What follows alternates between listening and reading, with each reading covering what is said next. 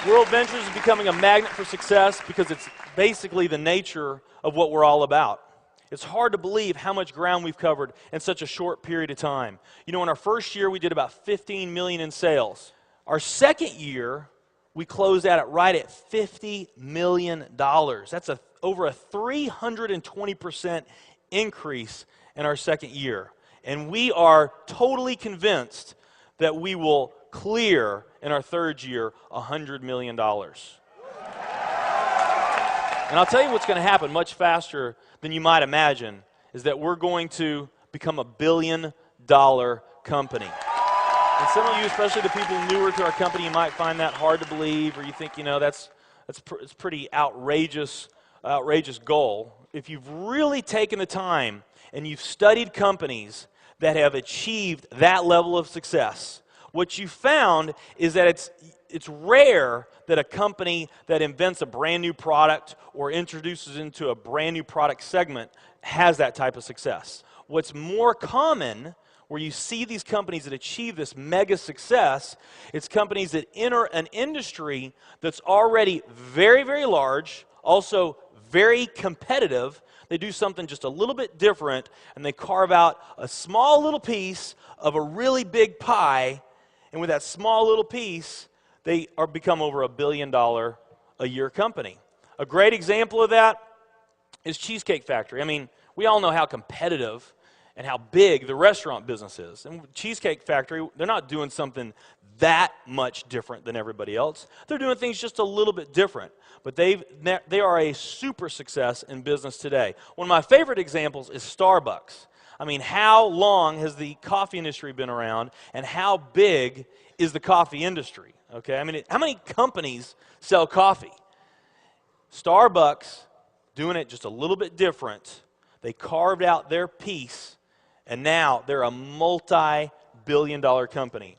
And I got a little demonstration that I want to show you that I think is kind of fun. The coffee industry is $100 billion. So $100 billion every year is spent around the world on coffee.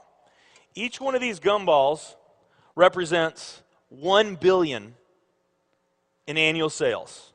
There's 100 gumballs in here. This is the coffee industry.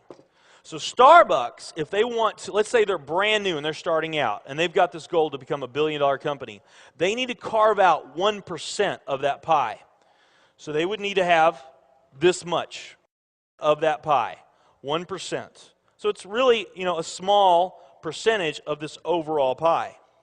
They've been more successful than that. 2, 3, 4, 5, 6, 7, 8. They do about $8 billion in sales. That's a pretty significant portion of the entire worldwide global sales of coffee.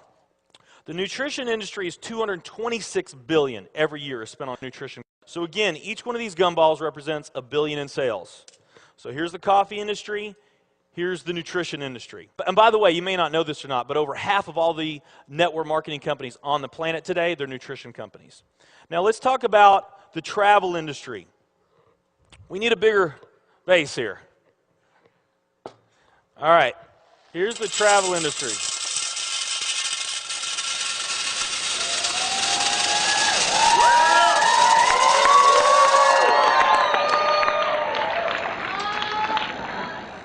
Pretty impressive, right? Well, it doesn't stop there.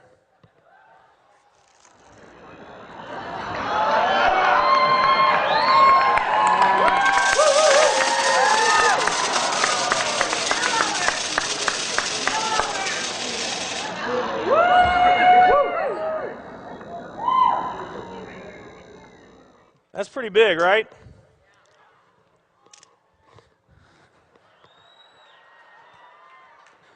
There's more.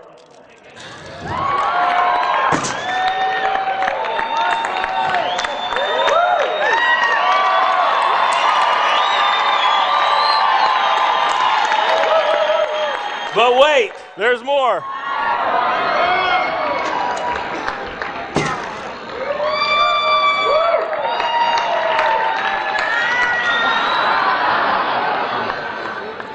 And one more.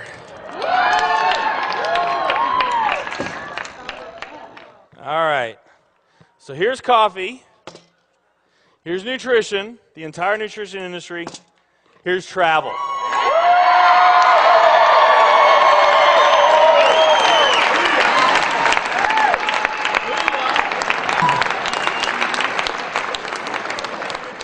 Travel industry is $7 trillion every year spent on travel. And they also say that the travel industry is going to grow from $7 trillion to $13 trillion over the next decade. Nutrition and travel.